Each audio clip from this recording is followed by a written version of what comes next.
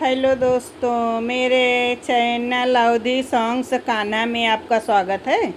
अगर आपको ये गाना अच्छा लगा होगा तो ऐसे गाने सुनने हो तो चैनल सब्सक्राइब करें और लाइक करें और शेयर ज़रूर करें।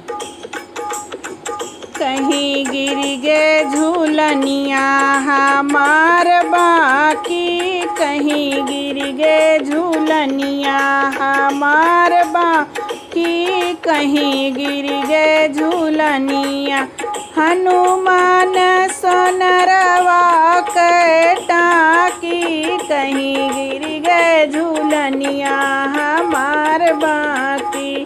बागा माहेरन बगैचा माहेरन, बागा माहेरन बगैचा माहेरन ने बुलाता रहियरन उठाई पाती, कहीं गिर गए झूलनिया हमार बाकी, कहीं गिर गए झूलनी हमार बाकी। अंगना माहेरन बरोठा माहेरन, अंगना माहेरन बरोठा माहेरन, रसोईया माहेरन उठाई टाठी, कहीं गिर गए झूलनिया हमार बाकी, कहीं गिर गए झूलनिया हमार बाकी।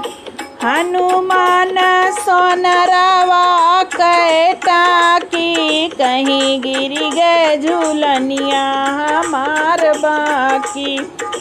महला माहेरन दू महला माहेरन, महला माहेरन दू महला माहेर, खटिया तरहियरन उठाई पाटी, कहीं गिर गए झूलनिया हमार बाकी, कहीं गिर गए झूलनिया हमार बाकी।